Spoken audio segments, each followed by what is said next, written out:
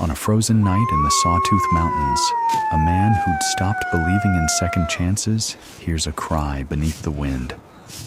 Jonah Rivera, a former smoke jumper haunted by the fire he couldn't control, steps into the storm and finds 4 lives tangled in a poacher's snare, a wounded shepherd and her 3 trembling pups. What begins as a rescue becomes something far deeper, a quiet redemption written in paw prints, breath, and thawing ice. In the heart of winter, man and animal will heal each other and learn that even in the coldest season, light can return. The north wind scraped across the firs like metal against metal. Over the eastern flank of the Sawtooth Range, an ice storm lowered a broken glass veil. Rain turned to needles midair, crusting every surface, erasing the day's prints and paths. Jonah Rivera pulled his parka tight and leaned in the doorway of the old timber cabin. Lantern light made a small circle of gold around his unshaven face. A faint scar ran into his hairline, souvenir of the wildfire season he'd left behind but not outrun. Some mountain nights gulped the sound right out of the world. But tonight, beneath the storm's hiss, Jonah heard something else. Thin, unreliable, easy to mistake for imagination. A squeak that was really a plea. He cocked his head. Not a branch, not a grouse. A living thing, caught and calling from inside the ice. He lifted his field pack without thinking. Gauze, elastic wrap, wire cutters, headlamp, a bottle of water he'd warmed on the stove. Hat on, laces cinched, porch light flipped. He opened the door. The cold came in like a knife. "All right," he said to no one, the way he used to speak before stepping from a plane into a crown fire. Step 1. The yard was no longer a yard, but a frozen lake, the stones on its edge like the backs of sleeping whales. Jonah waded shin-deep through crust and slush. The sound came again, closer now, laddering through the wind. Metal tremored somewhere. He swung the beam. Ice beads threw it back as a swarm of glittering eyes. At the edge of the trees, where a summer creek usually gossiped and now wore a black seam of open water, something crumpled lay half-buried. He dropped to a knee and lowered the light. Amber eyes lifted to meet him. No snarl, no lunge, just shock and exhaustion. A German shepherd mix, dark-coated with a thin crescent of white across her chest. A snare had cinched around the upper foreleg, cutting to blood and deeper. Against her ribs, 3 lumps of fur tried to bury themselves in warmth that wasn't there. "Hey, sweetheart," Jonah murmured, shaping his voice round and low so it didn't break on the cold. The mother wheezed, never taking her eyes off him. For a heartbeat, he recognized something he knew in himself, the way a living being looks at another living being, hoping for a hand and not a blade. Gloves on. Crawl in close. The snare wire ran to a steel stake hammered into frozen ground. Someone had set it where the creek and the game trail crossed, a poacher's shortcut. Jonah cursed under his breath. He wedged the cutter jaws into the loop, one hand steadying the trapped leg so the wire wouldn't saw deeper when it sprang. The dog drew a breath like a hiss. She didn't bite. He met her gaze. "Almost. Stay." The final cut snapped with a bright ping. Blood spread through the snow as if a red flower had opened too fast. Jonah pressed gauze, wound a strip tight, then another, building pressure until the flow obeyed.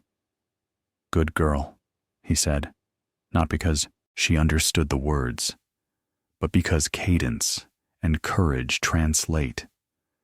The pups squealed in a ragged chorus. Jonah shrugged out of his parka, opened the fleece lining, and slid all 3 inside against his chest, where his heat could borrow them back. One was tawny and blundering, one silver gray and whisper quiet. The third wore a black mask and watched him with a clever brightness that didn't match the shiver. The mother came next. "You're lighter than you look," he grunted as he lifted her, a frame gone thin from pain and cold disguised by winter coat. He gathered all four into his arms and started for the square of lantern gold. The scent of pine pitch, iron, and fear mingled in his nose. Step, sink, grunt, rise. Behind him, a crooked furrow filled with spindrift as the wind tried to erase what was happening. Inside, warmth rolled over them like a hand. Jonah laid the mother on a heap of sweaters and blankets, stoked the stove, set the pups in a crate, lined with an army blanket beside the fire, tucked a hot water bottle under the cloth. The keening dwindled to small, decisive breaths. He peeled back the makeshift bandage, rinsed the wound with saline warmed on the stove, then swabbed with the last of a chlorhexidine bottle from his field kit. The wire had cut deep. Bone looked intact. Hope felt expensive but available. "Let me give you a name," he said, filling the room's heavy silence with simple human speech, the way people alone do. "Lyra, like the constellation, up there, whether we see it or not." The mother blinked, and if there is such a thing as a nod performed by eyes, she gave it. Steam lifted off the kettle. Jonah mixed sweetened condensed milk with warm water, twisted a square of clean cloth into a makeshift nipple, and guided each pup to the sip. The tawny one lunged. The gray wavered, then latched. The masked observer waited one heartbeat too long and then drank thoughtfully. "Okay." Jonah smiled despite himself. "Flint, Micah, Kite." Outside, the storm sighed and muttered against the walls. Inside, the cabin learned a new music. Stove crackle. Lyra's breath, slow and less ragged. The wet, steady rhythm of milk being remade into life. Jonah dropped into the ladder-back chair, shoulders falling as the work sank out of his hands. On the wall hung a sun-faded photograph of him in smoke jumper gear, sky a bruised blue over a sea of trees. In the corner, a woman's laugh caught midsummer, Kelsey, who wasn't in his life anymore. He looked away. "Lyra," he rasped, surprising himself with the need to say it aloud. "There's plenty I didn't save. Maybe tonight. We save each other." The wind shouldered the door once and then retreated like a tired bully. Jonah tucked the blanket tighter around Lyra, checked the wrap, snugged the pups deeper into their nest. Before sleep gathered him where he sat, he reached for his father's harmonica in the drawer. The thin, uncertain thread of a tune, Rose, something between Shenandoah and a memory, stitched to the stove's heartbeat. It wasn't music, so much as mending. The first night of 4 lives passed that way, taut, then tender, then warm enough to keep.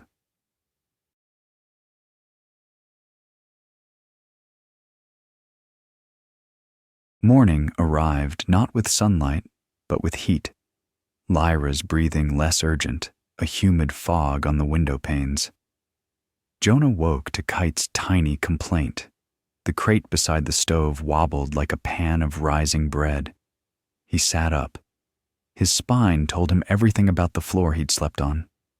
It was a good hurt, the kind that proves you stayed. A schedule invented itself. Boil water, change wrap, mix milk, wash cloths, write notes. Jonah opened the leather notebook he'd once filled with wind directions and spot forecasts and wrote, "Lyra, pulse 92, warm but not hot, wound drier. Flint, eats like a fire. Micah needs patience. Kite, latches well." His hand shook for the first lines, then steadied to the tempo in the room. Around mid-morning, a red coat bobbed past the window. Jonah cracked the door. "I saw your light burning all night," came a woman's voice, firm, warm.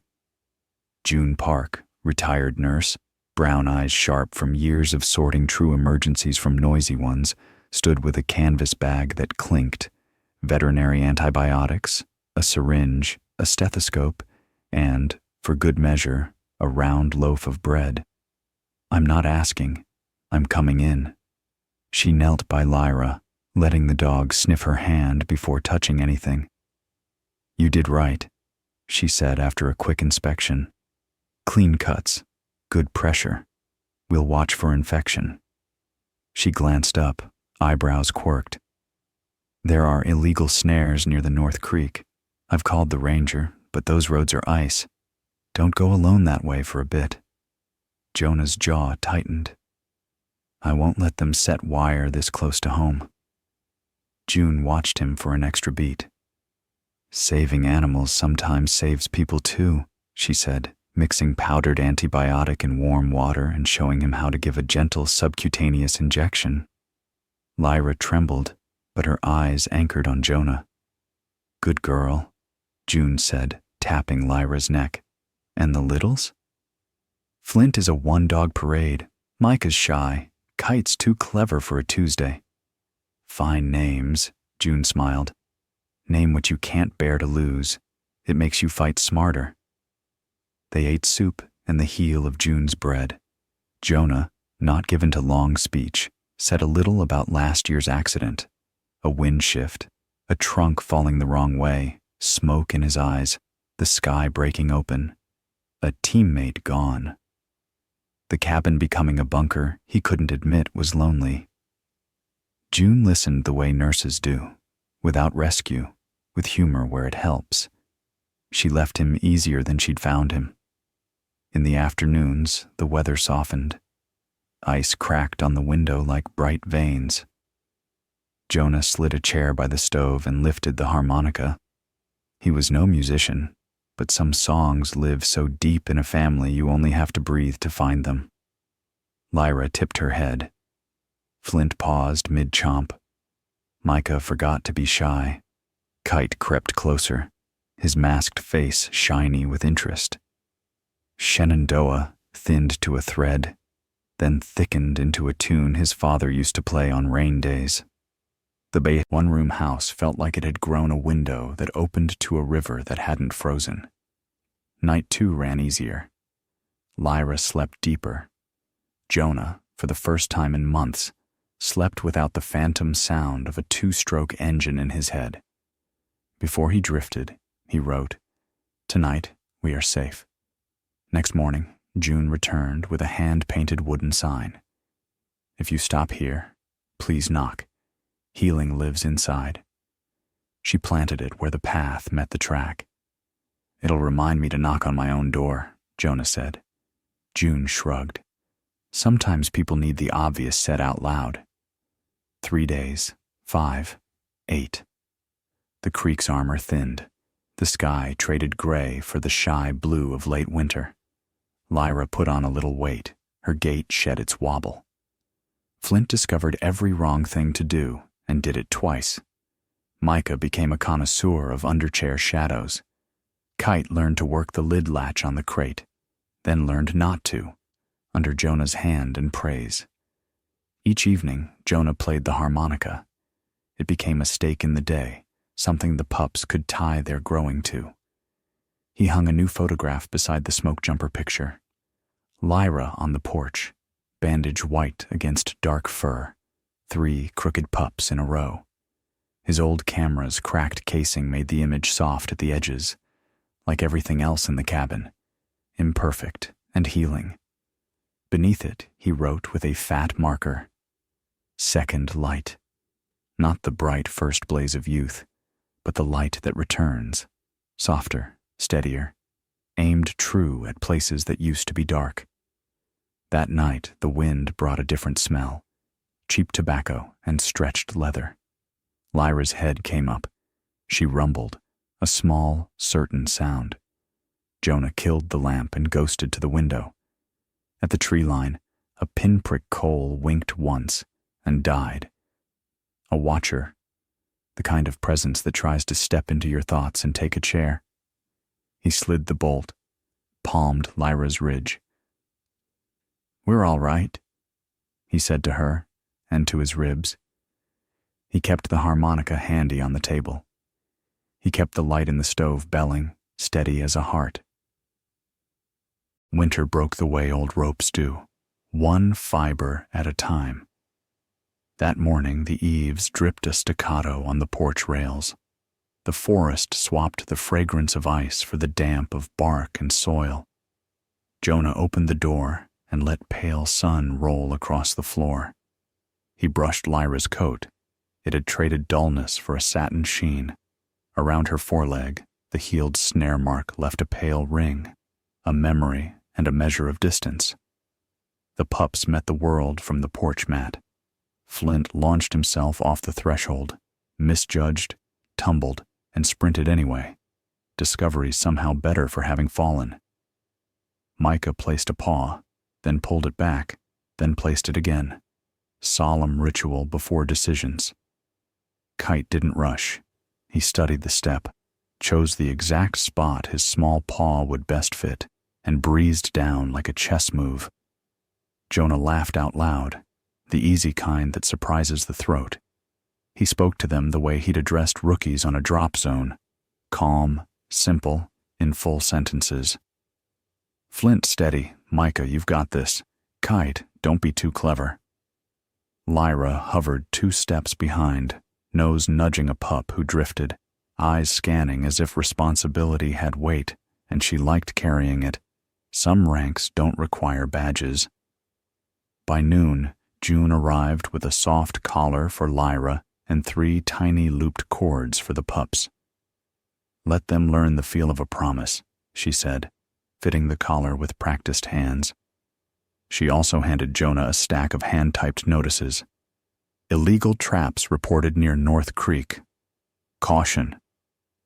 I'll post the south trailhead, she said. I'll take the ridge, Jonah answered.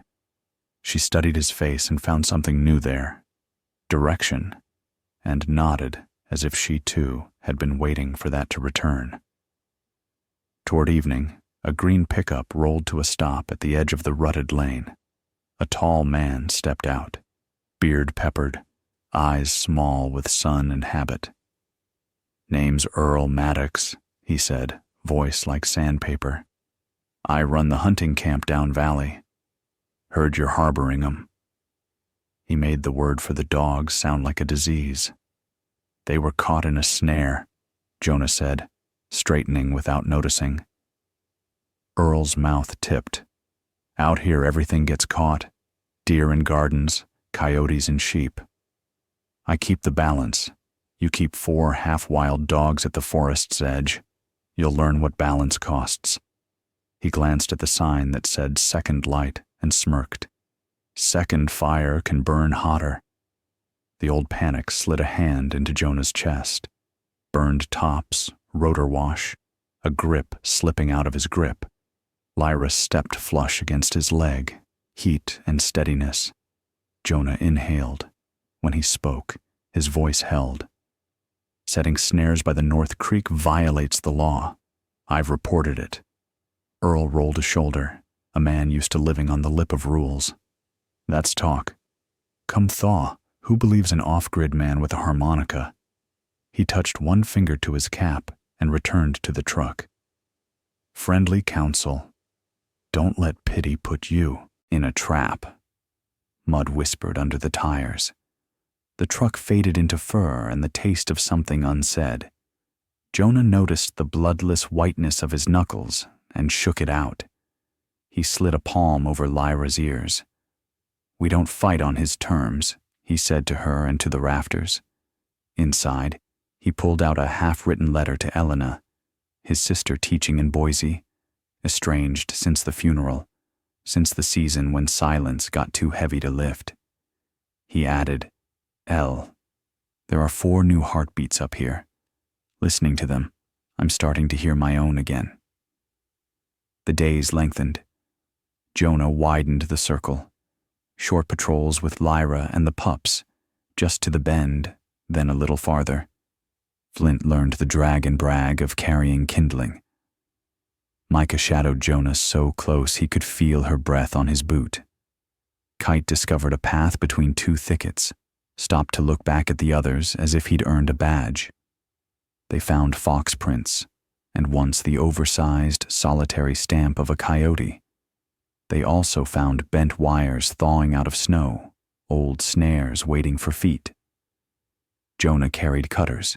He clipped loops, coiled them, stuffed them into a burlap sack to hand over to the ranger when June drove to town.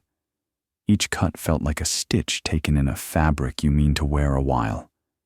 Evenings, the stove put its quiet shoulder to the room.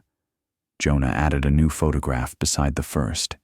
Lyra in profile against remnant snow, Flint proud with a stick, Mika peeking from behind Jonah's boot, Kite ears up as if tuned to a signal only he could hear. The harmonica's tune turned from sorrow into something steadier, the music of a house remembering its job. At the end of a plain good day, Jonah performed a small ritual that felt, for him, like sacrament. He pulled back the curtain he had kept closed since moving in. The forest beyond was ink, but above it, a scatter of stars hung clean as silver on velvet.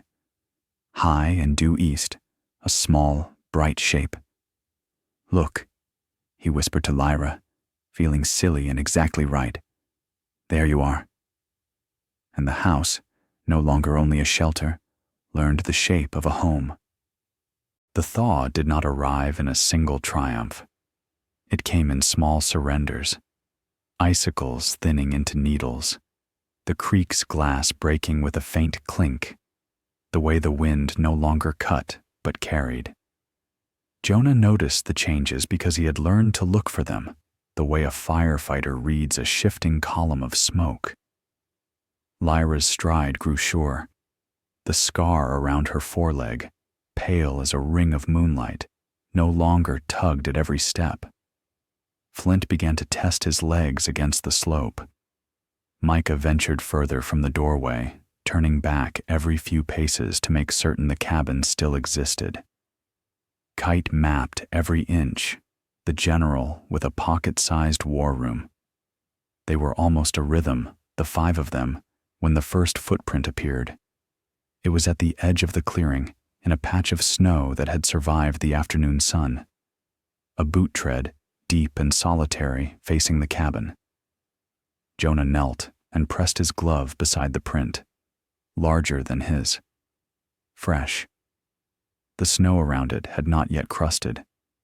When he stood, Lyra was already between him and the tree line, the bristle along her spine high as a drawn bow. "Easy, girl," Jonah murmured, though his own pulse had quickened. He did what he had learned to do when fear stood tall. He made small choices. He took the pups inside. He wedged a length of wood against the back door. He turned off the lantern nearest the window and left another burning in the kitchen, where it would cast a human-shaped silhouette against the curtains.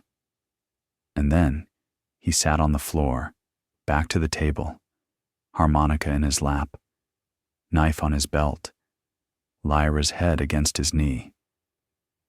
Nothing happened that night, nothing except the not happening, a silence that listens, a stillness that leans in. Morning brought a hushed silver light, and the single boot print had gathered a thin skin of frost. But it stayed with him, that shoe-shaped absence in the snow. June arrived with a thermos of barley tea and the calm of someone who knows both emergencies and the long, boring hours that follow them. When Jonah showed her the print, she made a quiet, "Could be one of the Maddox hands," she said. "Could be a hunter cutting across when he shouldn't. Could also be what a bully does when he wants you to know he can step this close." Jonah swallowed the sharp taste that rose in his mouth. "He came last week," he told her. "Earl, the green truck, the thin smile." June glanced toward the tree line, then back at him. "People like Earl think balance means they get the scales. Don't go out there alone, not right now." He nodded. That afternoon he carried a coil of bright flagging tape and walked short loops with Lyra, tying strips to low branches, red, pink glaring, marking the boundary as if to say, I see you. Do not mistake my quiet for absence." The pups followed, a smiling chaos. At the creek, where winter's grip was loosening its fingers, Flint leapt too boldly and landed belly first in the icy water with a shocked squeak. Jonah scooped him up laughing, pressed the wet, shivering bundle against his chest, felt the small heart beating like a drum at retreat. Micah, in sympathy, touched her nose to Flint's ear. Kite tilted his masked face toward the far bank, calculating distance, then decided that, for today, wisdom outranked daring. That night, Jonah wrote another letter to Elena. "I'm trying something I haven't since the accident," he wrote. "I'm making plans that take place after tomorrow. It scares me how good that feels." When he sealed the envelope, he heard Lyra's low growl. He turned off the lamp and stepped to the window. Far beyond the last flare of tape, a tiny red coal winked to life and died. A cigarette, a watcher, a warning or a promise. With men like Earl, they were often the same thing. Jonah set the harmonica to his lips, not to play loudly, but to summon breath into a shape. Lyra's growl softened. The notes threaded the room, simple and stubborn, as if a handful of soft wire were being bent into a net. He could not control the men at the edge of the trees, but he could build a center that held. In the mornings that followed, he resumed his small choices. He taught stay and come and leave it beneath the eaves of the cabin. He fashioned a sled from an old door and let the pups ride in it as he hauled wood. He fixed the latch on the shed. He hung a bell beside the front door, and every time he returned from the creek, he struck it once, the note a seed he planted in the silence. Sometimes healing is not a victory so much as a posture, the way a body stands when it chooses to stay. And then the day came when Lyra stood at the open door as if at a threshold not only of wood, but of intention. Her head lifted toward the timbered world, ears forward, tail low, but steady. She touched Jonah's hand with her nose. He had the oddest feeling she was asking permission for a thing that had never required anyone's permission at all. "If you need to go," he whispered, "I won't keep you. A door means nothing if it cannot open." He stepped aside. Flint bounded into the light, belief on 4 legs. Micah crept after him with solemn courage. Kite paused on the sill, looked back, then forward, as if drawing a map on the inside of his skull. Lyra followed last, turning once to hold Jonah's gaze in the space between departure and return. Then they were away, the snow scattering like birds under their paws. The cabin rang with a sudden emptiness. Jonah let it. He did not chase sound. He cleaned the table. He washed bowls. He set June's thermos to dry upside down by the sink. He hung the harmonica on a nail near the door and forced himself not to touch it. He wrote 2 words in his half-filled notebook. Open door. When night fell, no pause sounded on the porch. He lay awake, hearing their not footsteps, and counting his breaths as if they were rungs. The boot print waited at the edge of his mind, like an unblinking eye. Still, he slept, fitfully, then fully. Morning broke clean. He made coffee and did not pour a second cup. He stacked wood and did not count the hours. He listened for the bell's echo that would not come. He did not go looking. That was the choice that mattered. And because the world is sometimes kinder than we let ourselves believe, the choice did not go unnoticed. At dusk, under a sky the color of hammered pewter, the bell by the door rang once, clear as a coin struck on stone. Jonah stood so fast his chair scraped. He opened the door with hands that did not shake. Lyra stood there dusted with snow crystals, her eyes amber and steady. The pups tumbled around her boots with the fervor of good news that cannot wait to be told. "Welcome home," Jonah said, without surprise, without a single question. The questions could live in tomorrow. Tonight had a better use. Inside, the cabin remembered how to hold warmth. The door remembered how to close without ending anything. The harmonica remembered a tune with fewer sorrows in it, and when Jonah played, Lyra laid her head upon his knee, as if anchoring him to a shore he had not known he drifted from. He slept with the plain relief of a man who has made a choice and been answered with mercy. Sometimes that is all the miracle a person needs. They began to live as if the mountain had relocated its heart into their one-room home. Morning was chores and small victories. Jonah built a low rail fence in a half-moon around the porch, not to keep anything out or in, but to declare the shape of a place. Flint carried sticks to the woodpile with the pride of a child dragging a Christmas tree across the sidewalk. Micah learned to wait on the mat until the towel warmed her paws. Kite discovered how to nose the sliding bolt of the shed, and then learned, under Jonah's patient palm, that knowing how to open a door comes with the responsibility to close it. June stopped by with supplies: gauze, paw balm, a tin of cinnamon cookies, and a sheet of paper she'd typed on her old Remington, "Second Light, Mountain Animal Aid," beneath the title, in neat letters: warmth, wound care, food, witness. "Witness?" Jonah asked, tracing the word. June shrugged. "Sometimes what we can do is small. Sometimes what we can do is not look away." He nailed the paper to the inside wall above the mantel where the photograph of Lyra and the pups now hung. He began to practice the name in his mouth, as if the cabin itself were learning a new story. He wrote to Elena again. "Elle, it's a strange thing to feel a duty that doesn't come with a rank or a radio. I keep wanting to call it a mission, because the part of me that survived needs that language. Maybe it's just a practice. Second Light is really only a stove, a few bowls, and enough patience to let fear finish saying its piece." In the afternoons, Jonah and Lyra started short patrols along the creek. The snow that remained was mottled like the pelt of an old horse. He carried the wire cutters in a canvas bag, the flagging tape looped over his belt. When he found a snare, he paused, not just to cut, but to recognize. The loop had a maker. The maker had a reason: fear, money, habit, pride. He would not forgive the harm by excusing it, but he also would not learn the language of contempt. That would eat into him faster than any winter. He left the coiled remnants in a bucket at the foot of the stove like a collection of shed skins.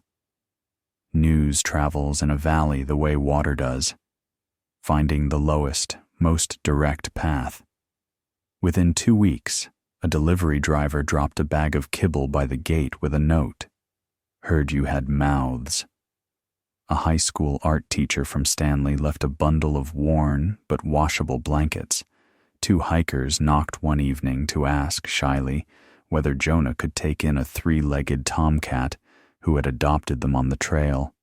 He couldn't, not yet, but he offered gauze and a phone number for a woman in town who could.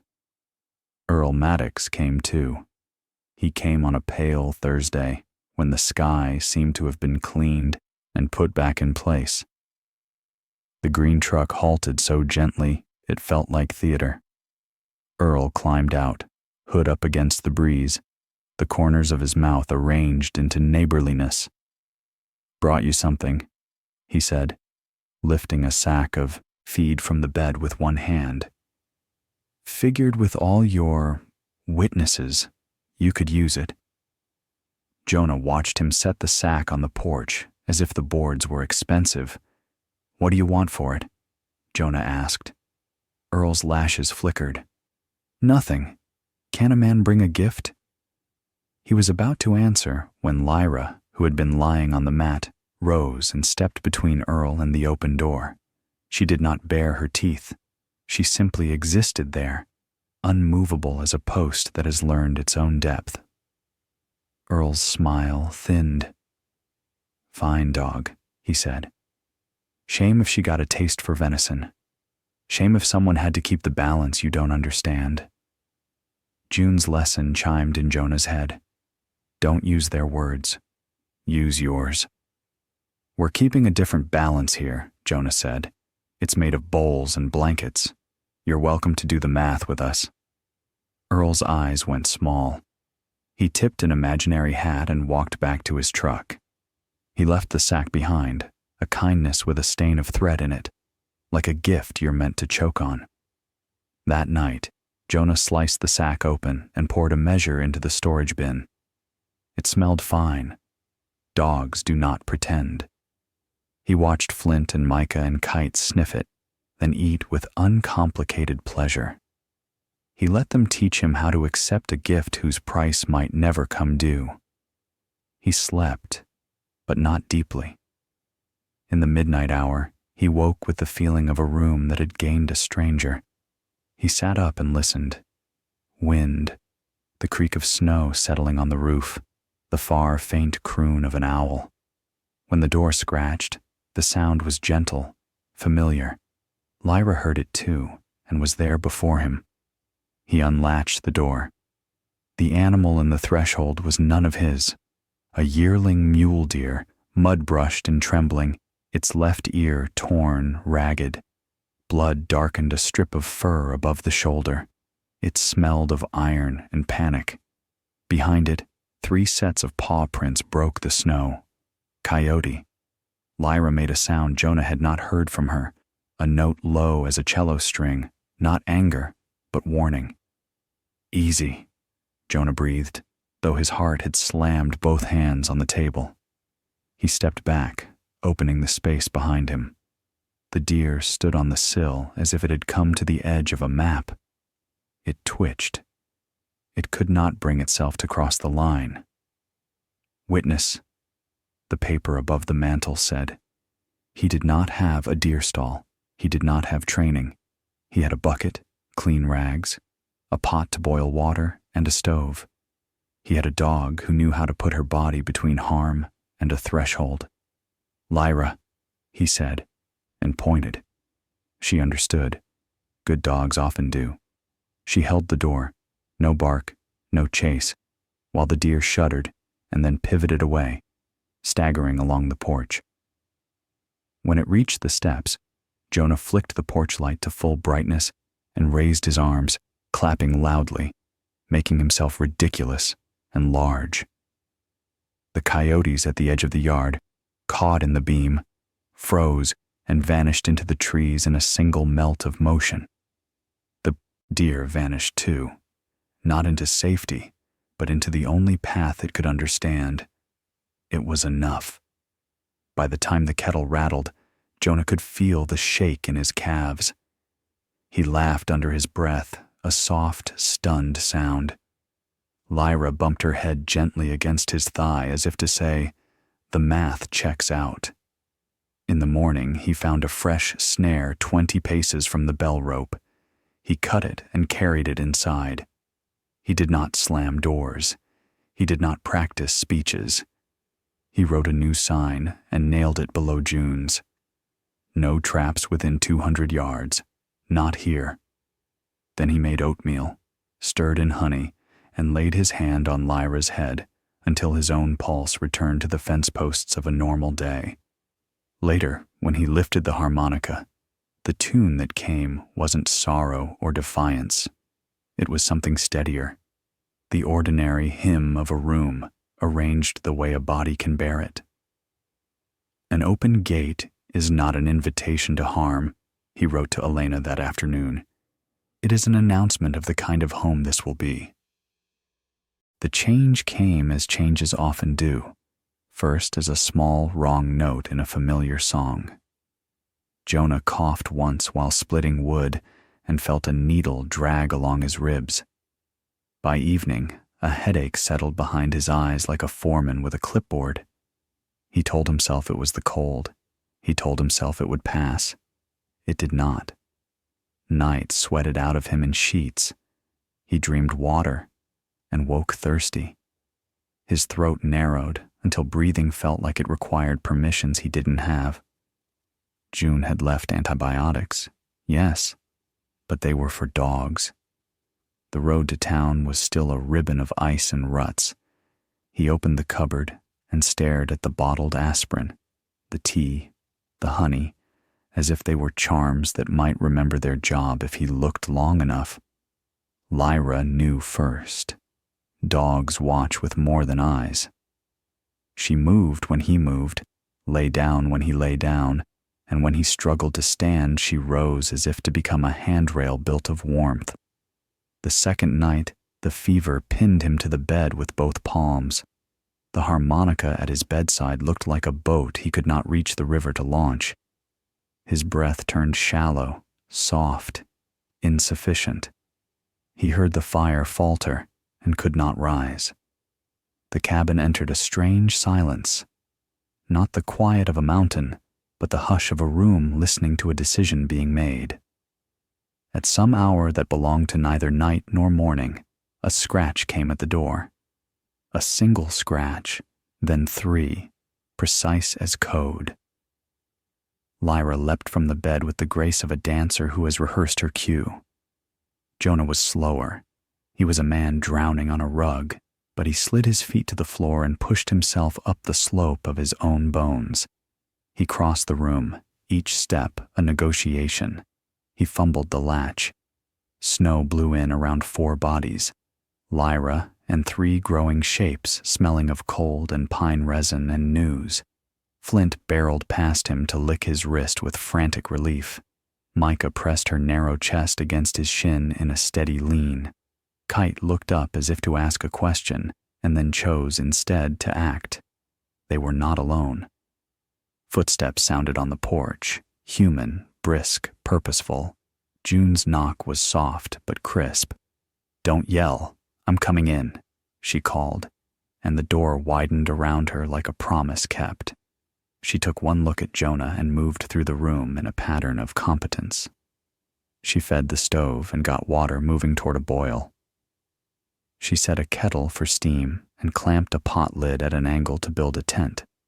She found the aspirin, made tea with honey and a wedge of lemon she tucked into her coat pocket for no reason she could have named, except that women like June often live by a creed that says someone will need this. She checked his lungs with an ear bent to his back. "We'll keep you upright," she said. "We'll keep the air wet and warm. We'll call the ranger if you don't turn a corner by noon." Jonah nodded because nodding was the compromise between yes and breath. Lyra took her post at his feet.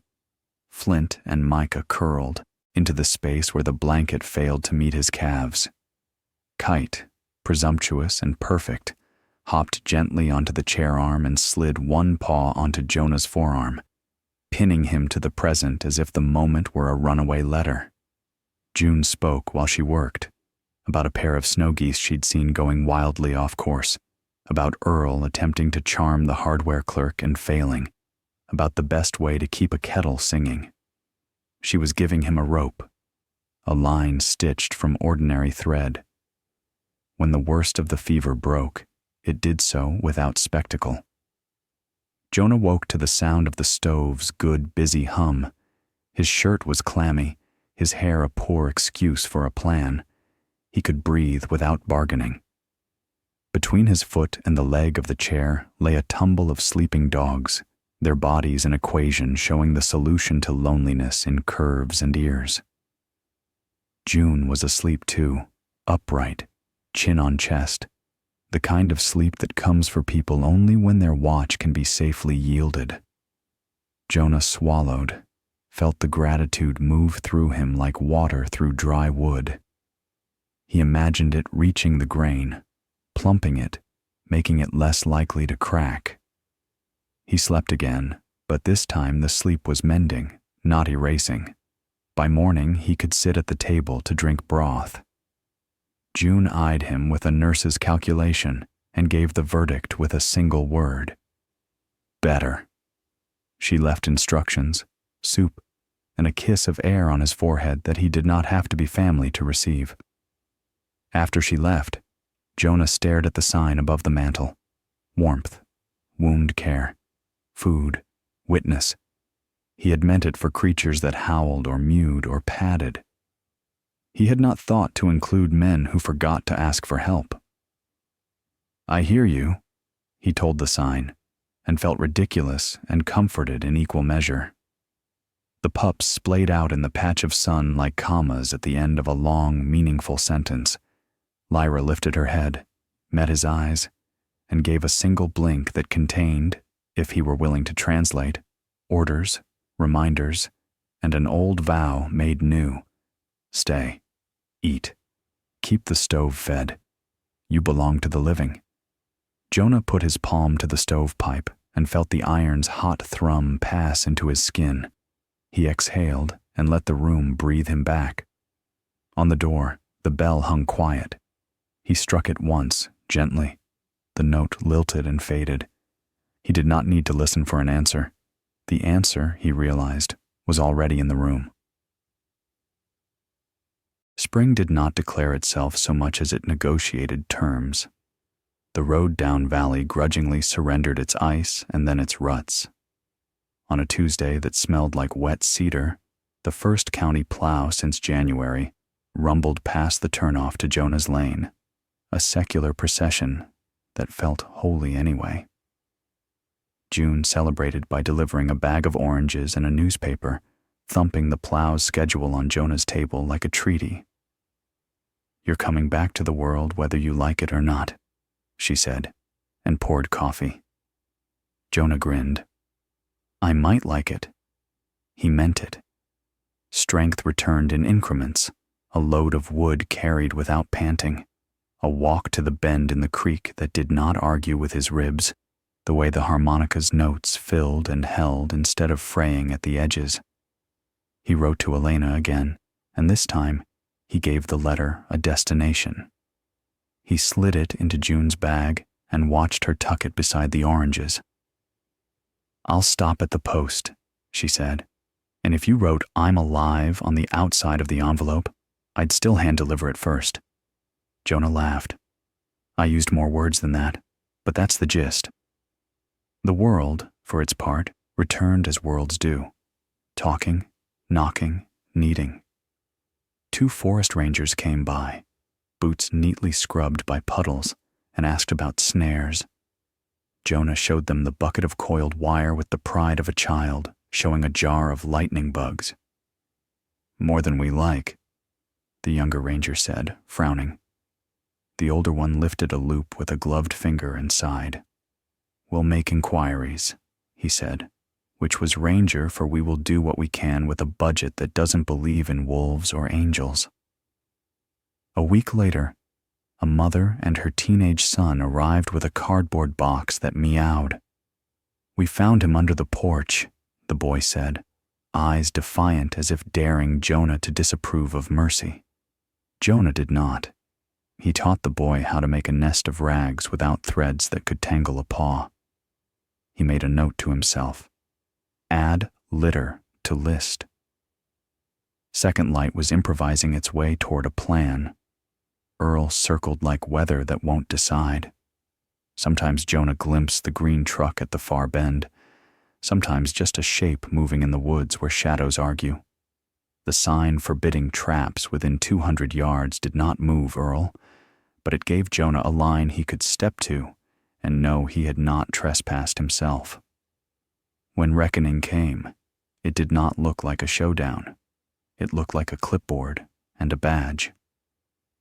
2 county deputies and a ranger arrived one morning with a warrant to search Earl's outbuildings. June had been with the hardware clerk when Earl had tried to buy a spool of snare wire on credit and had, with all the sweetness of a church alto, mentioned the sign at Second Light and the deer tracks and the coyotes. Men talk to June the way they talk to an ant with good pie. They forget she also remembers. The search turned up 6 illegal snares, and a skinning table patched with stains. It turned up maps marked with X's along the creek. It turned up nothing that would put Earl away for a winter, but enough to fine him hard and make his name taste funny in town. Jonah watched the truck go by with Earl in the passenger seat, arms folded, not looking at the cabin. He did not cheer. His relief felt too tender to be triumph. Lyra leaned against his hip. He pressed his fingers into the rough silk of her ruff and said softly, so only she heard, "The balance we keep is not his to borrow." That afternoon, a girl on a mountain bike stopped at the gate. "Is this the animal place?" she asked between breaths that made clouds in the lingering chill. Jonah glanced at the hand-lettered signs, at the photograph above the mantel that had become a kind of icon. "It is," he said, and because words matter, added, "Welcome." She had found a fledgling robin on the trail. It would not survive without its parents. Jonah knew this, and said it gently. The girl blinked hard, and he showed her how to warm the tiny body anyway, how to hold it without claiming it. They sat together on the steps in a patch of sun, while Lyra kept a quiet perimeter. When the bird's breath slowed too far to turn back, Jonah did what second light promised. He witnessed. The girl's shoulders shook. He put a hand palm up on the step beside her. She put her smaller hand into it like a truth. "You can bury him by the wild flax," Jonah said, and pointed. She nodded. They lit a candle he kept on the stove, for reasons he hadn't named aloud until then. That night, he wrote to Elena, "I'm not a rescue center. I'm not a saint. I'm a man with a warm stove and enough sense to be present. Yesterday we saved a tomcat and a deer. Today a bird died in my hand, and I didn't look away. Both felt like the same work." Elena's reply arrived before the next storm of errands. The envelope had a coffee ring on it, as if she'd set her mug there to consider her words. "Jonah," she wrote, "I kept waiting for you to be the version I remember. Turns out I like this one better. When can I come?" He read the letter twice, then 3 times, then held it against his chest in a gesture so boyish he almost laughed at himself. He did not. Some joys want to be held exactly as they are. He told Lyra the news. She thumped her tail once against the chair leg as if signing off on the plan. The road was open, and the past, though it still owned its scars, had started to trade its keys for tickets. Elena arrived with a bag that was half books and half pastry, which seemed like the correct ratio for a sister. She'd cut her hair short since the last time he'd seen her. She looked like the woman their mother might have been, if fear had not crowded her to the back row. She didn't knock. She walked in, stopped, and smiled in a way that took years off both their lives. "Put me to work," she said, "because this is sometimes how people say I love you." He did. They cleaned the shed, and by cleaned, he meant gutted, scrubbed, and named. They built a low row of crates along one wall, beds waiting for creatures who had risked themselves on the wrong wire. They hung a pegboard for tools, cutters, pliers, a hammer that had belonged to their grandfather, the good flashlight June insisted he accept. They painted a scrap of plywood with the words, "Second Light, Mountain Animal Aid and Supply." Elena added a small star in the corner with a child's sure hand. "It needs a bell," she said, and they wired one above the door. When she rang it, the note sailed into the trees and made the yard stand up taller. Neighbors came. Not all at once, not in a rush, more like a series of yeses arriving without fanfare. The art teacher brought a sewing machine to make washable bedding. The ranger's wife delivered a stack of old towels that smelled faintly of lavender. The bike girl returned with a friend and held a fundraiser at school that yielded $26.09 plus a tangle of donated leashes. Jonah printed a small flyer at the library in town. Wounds cleaned. Food provided. If it breathes, we'll witness. The librarian added a sticky note in blue ink. You've needed a purpose that doesn't shoot back. Glad you found one. They did not advertise hours. The mountain kept them. One morning, a man Jonah didn't know brought a wooden box lined with straw. Inside lay a squirrel with a mangled tail, its breath fast, its eyes like wet buttons. Jonah stilled his face to calm the man's, and because calm is contagious if you can mean it. He set the box in a warm corner and placed a bowl lid with water on the straw, low enough not to drown hope. Kite watched from a careful distance. Flint whined softly. Micah crept closer and lay with her nose inches from the box, her breath a small translation between species. Lyra took her post at the threshold, the sentinel who has learned that guarding is more than teeth. Sometimes healing was successful and visible. The squirrel lived. It learned to balance on a shorter tail, left the box, explored the shelf, and finally vanished into a day when the door was open and no one else needed the room. Sometimes the work was merely companionship. An elderly couple brought a 12-year-old beagle whose hips had given out. They needed to talk more than they needed to ask. Jonah made tea. He showed them how to build a ramp out of scrap wood and an old rug. He wrote a name on the calendar. Earl Hearing. County Court, May 12th. He put the paperwork in a folder. He tried not to think of that red coal in the dark, an ember of a man who had not learned his lesson so much as he had updated his script. On a windy Tuesday, a church group came with 2 folding tables and a determination to call what Jonah was doing ministry. He did not argue with their word. He argued with their insistence on writing his name in large print on a donation envelope. "Make it the mountains," he said, and Elena grinned at him over a stack of bowls as if to say, "He's learning." June arrived that afternoon with vaccines and a cake. "For what occasion?" Jonah asked. "Occasions can be declared," she said, cutting slices. "We're commemorating the day you hung that sign and made it the truth." He looked up. The paper, warmth, wound care, food, witness, had wrinkled at the corners from the heat of the stove. He didn't consider replacing it. Imperfect things, he had learned, are the truest banners. On the second week of May, the county held Earl's hearing. June and the ranger both testified. Jonah did not. He had chosen his fight, and it looked like bowls and wire cutters, not a microphone. The judge fined Earl hard, revoked his hunting license for a season, and set a probation that included unannounced checks of his property. The day after the hearing, Earl's truck eased into Jonah's turnoff and stopped. The engine ticked as it cooled. Earl didn't get out right away, as if the truck seat had to let him go. When he did, he stood by the gate and looked smaller than Jonah had ever seen him. "What do you want me to say?" Earl asked. Not a sneer, a question. Jonah leaned on the porch rail. Lyra stood at his side, not tense, not lax, present. "Nothing," Jonah said. "Just don't set wire where lives step." Earl's jaw worked. "Everything out there is a life," he said, but without heat.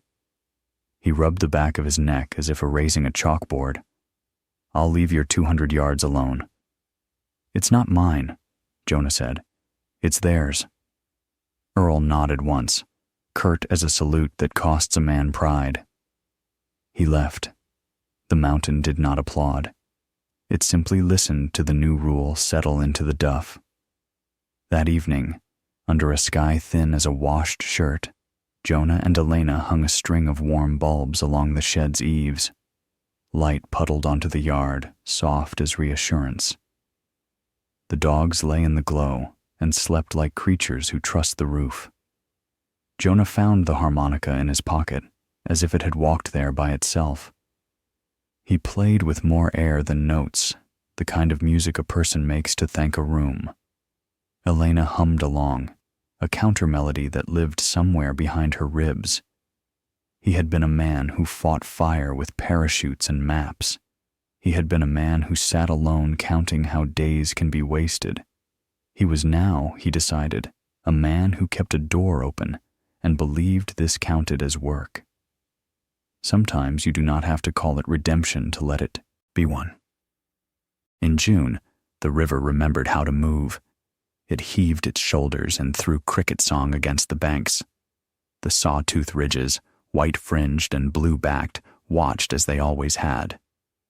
Jonah woke earlier than he needed to, not from dread, but because joy has small feet and likes to tap on the floorboards.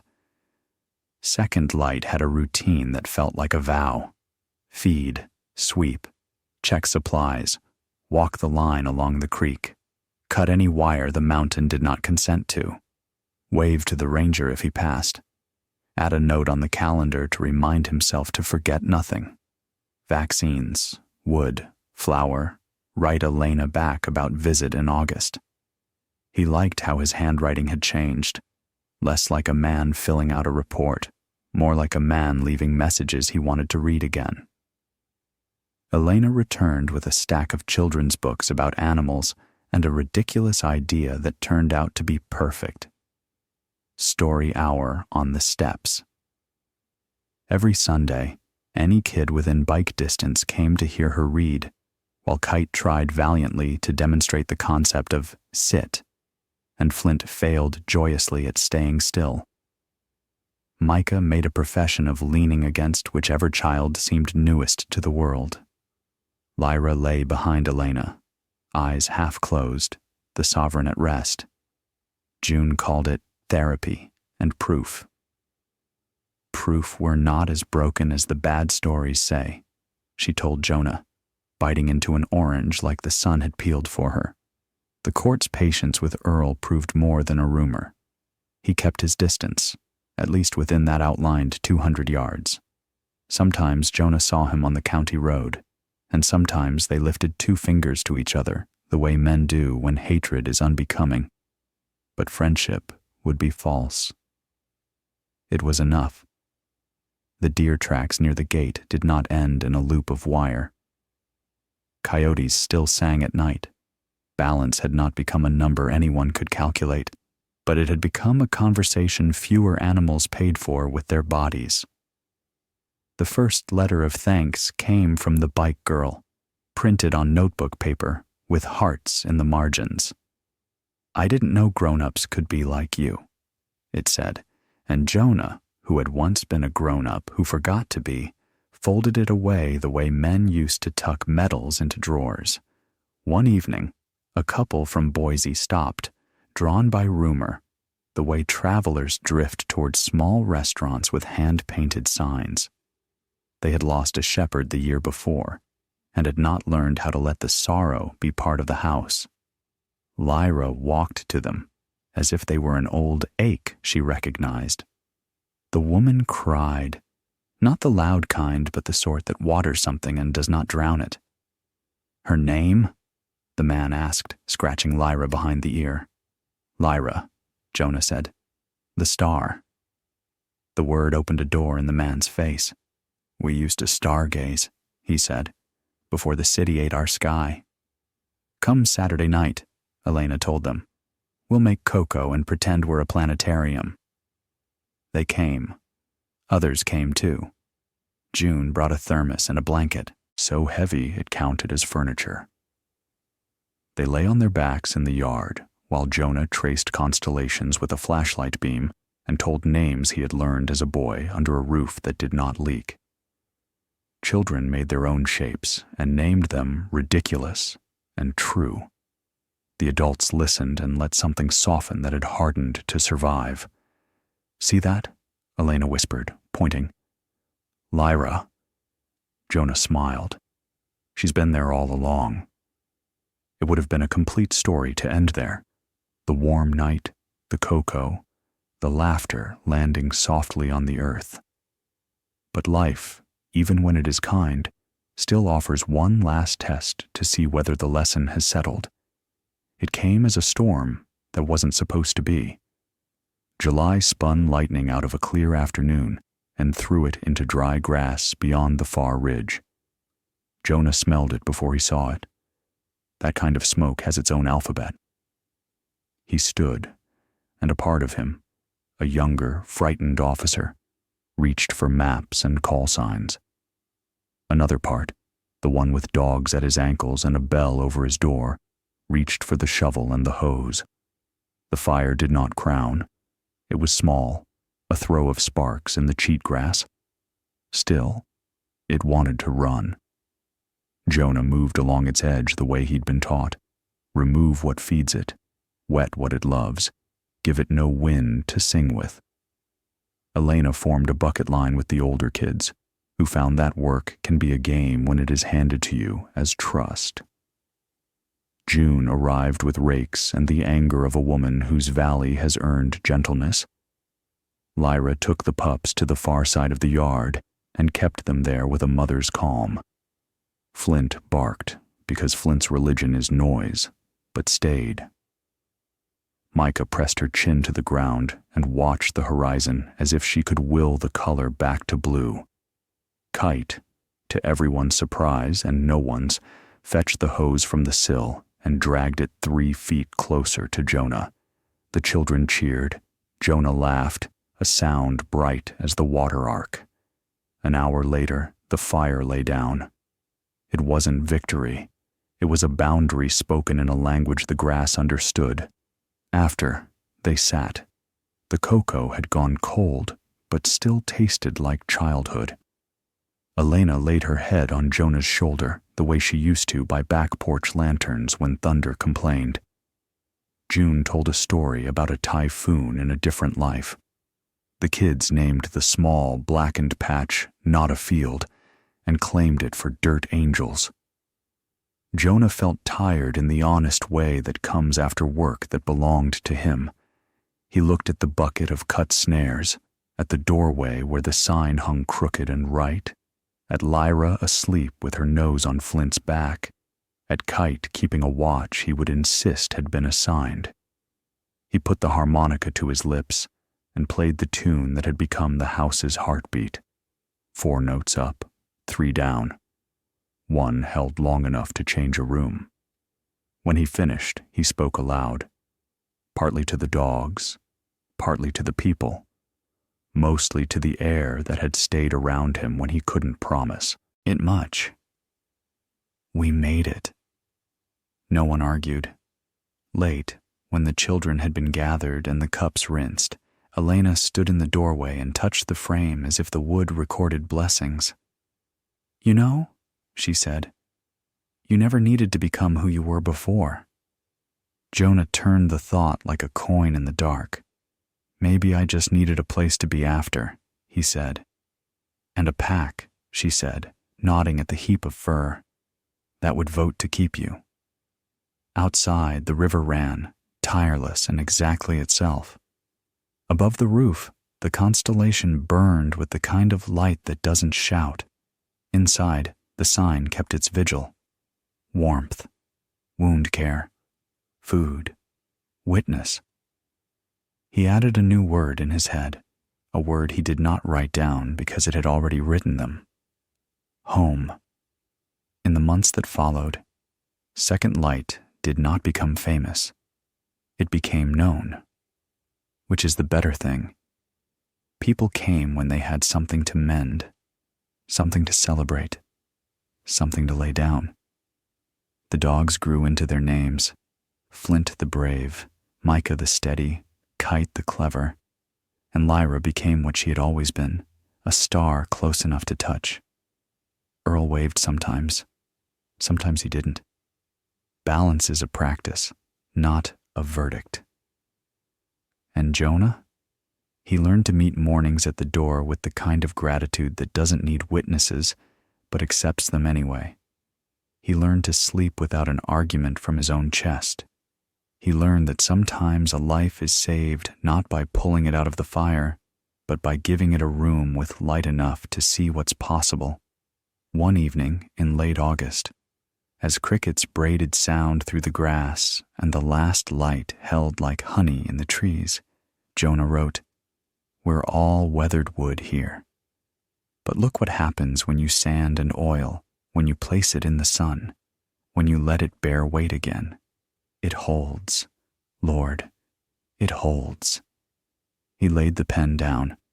Lyra lifted her head, and he scratched the space between her eyes where wisdom seems to live. The bell by the door did not ring. The door did not need to open or close. The house and the mountain breathed at the same pace. The river went on. The star burned on. The pack slept. Second light kept its glow. Quiet, steadfast, and more than enough. Some rescues change more than one life. Jonah thought he was saving them from the storm, but in truth, they were the ones who saved him. If this story touched your heart, don't let it fade here. Hit subscribe, ring the bell, and join us for more true tales of loyalty, hope, and second chances. Because sometimes, light finds us again, exactly when we need it most.